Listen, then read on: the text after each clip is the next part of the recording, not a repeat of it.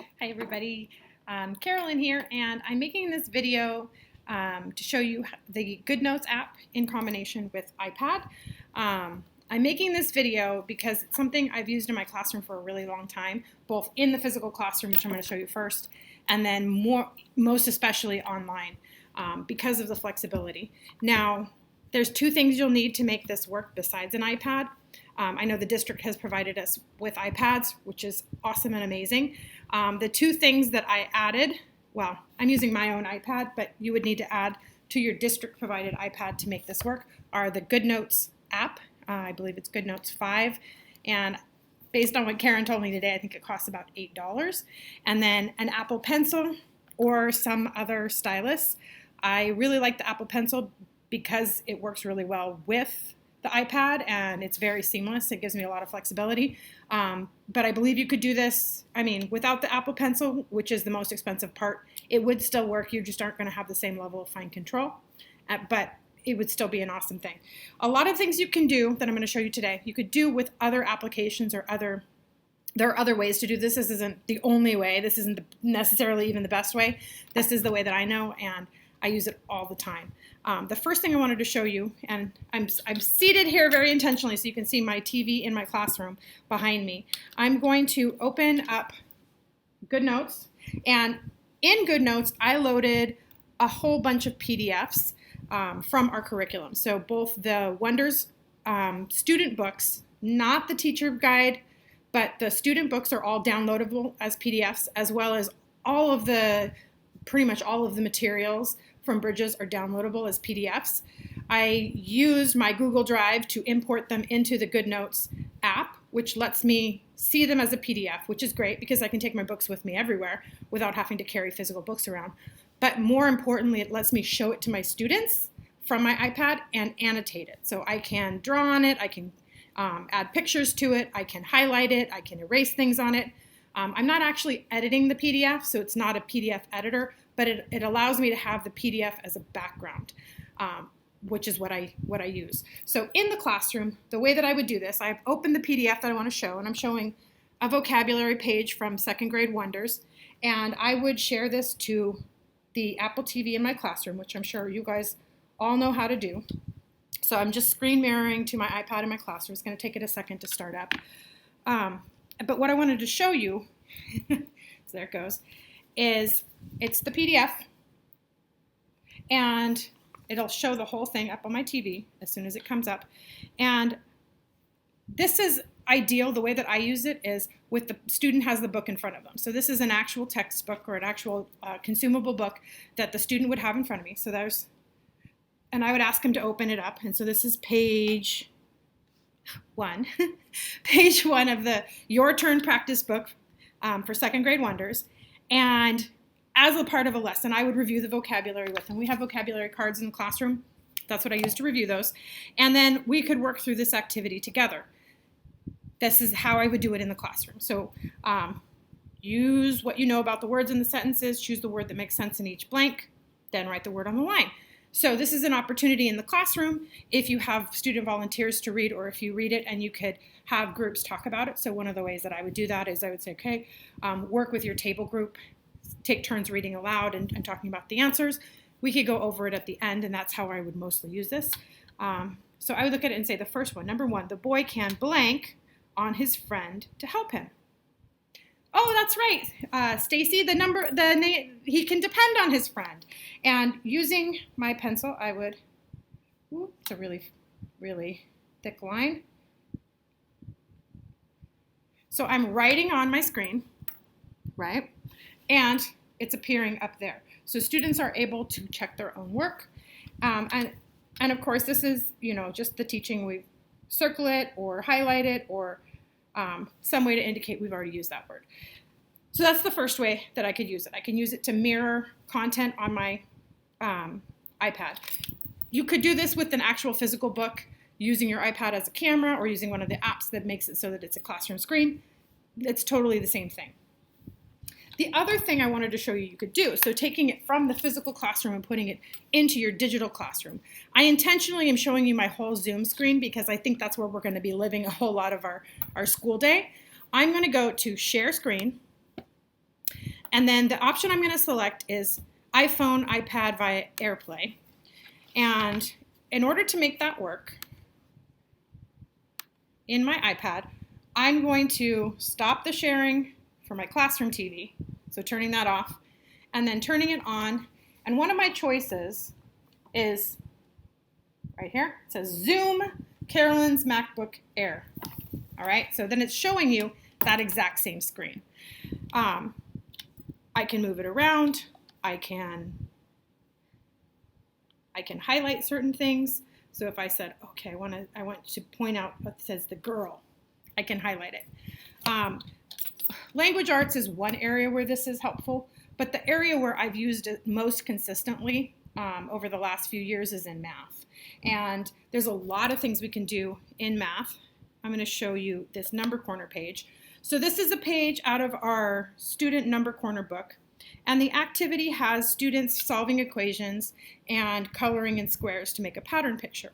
And this could be done with a small group. This could be done as a live lesson, but this could also be done as a recorded lesson, either the way that I'm doing it right now, or using Screencastify, or recording it directly on your iPad. And I'll show you that in a minute. Dark green, so I'm going to change my color. You guys, I have a whole host of tools at the top. And so I have pen, I have eraser, I have highlighter, I have a shape tool, I can insert pictures in here. I'm going to change my color to dark green, and I know that 100 minus 80 is 20, so I would go in and I would just color that square green. And I could do a better job. It also lets me step back and erase what I did. If I were doing this same lesson with multiple groups and I've annotated all over a screen, I have the option of quickly clearing the entire page, and so erasing everything that I had written on the PDF, which makes it really nice if you are working with different groups, so that you can essentially save yourself the copies and show them the work over and over and over again without having to worry about them, seeing what the other group has done. The other way I wanted to show you, so I'm going to stop the sharing now. Before we move on, let me point out one other thing that I really like with this. In second grade, we use the hundreds chart a lot, and we also use this thousands chart a lot, and we play lots of math games using it.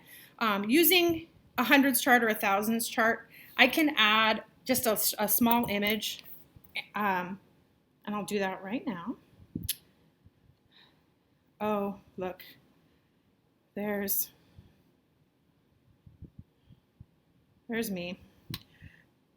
I can add this small image, make myself really tiny over here.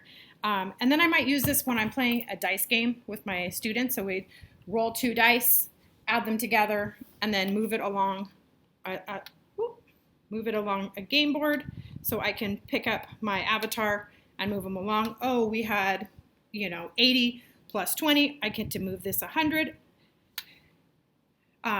And then the student would have another picture. It's really easy to find small images. We use things like flowers and cupcakes and dinosaurs, just little tiny pictures that work as game pieces in facilitating a digital game with students.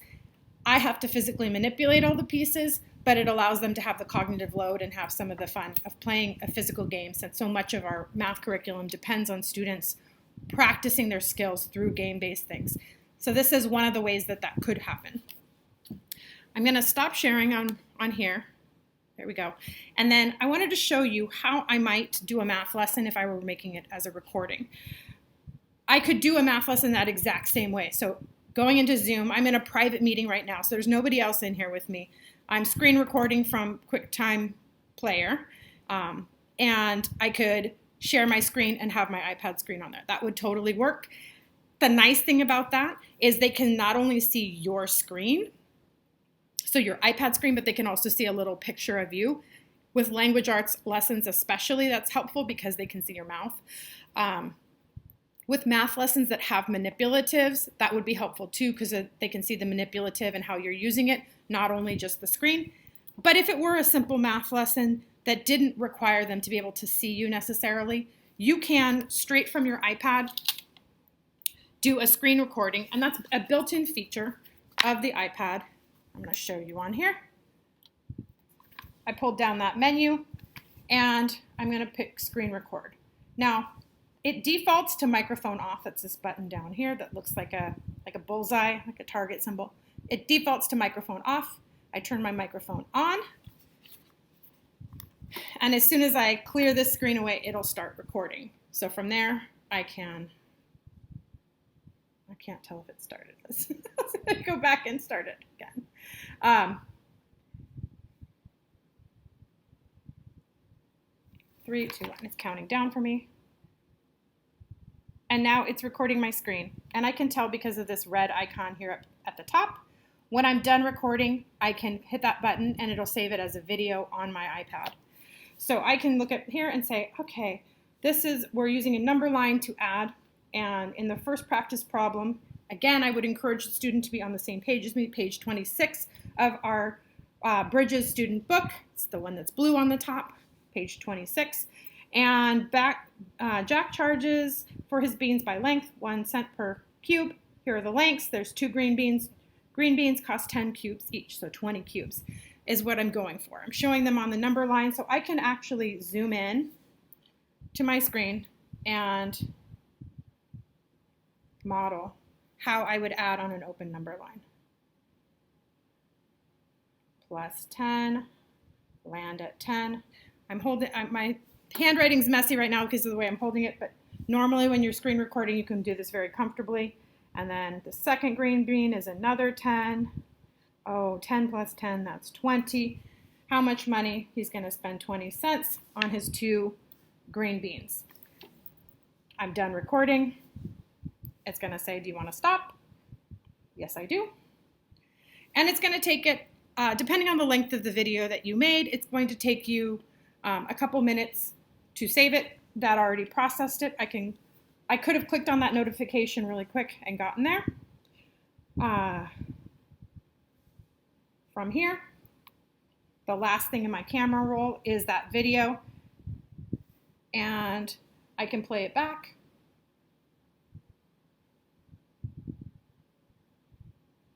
Oh, it's playing, but it's muted. Here and say, okay, we're using a number line to add, and in the first practice problem, and then I could do whatever I needed to do with the video. My recommendation would be to export it back to your Mac, using your Mac to upload it to YouTube, and either making that as a private video that you can share via link or as a public video, because I don't think people are randomly finding your videos. And if they did, if there's nothing, if you're not mentioning student names, there's nothing proprietary in there. I don't think there's a real problem with that. Anyway, I hope you like those 3 ways that you can possibly use GoodNotes in your classroom to help you with teaching.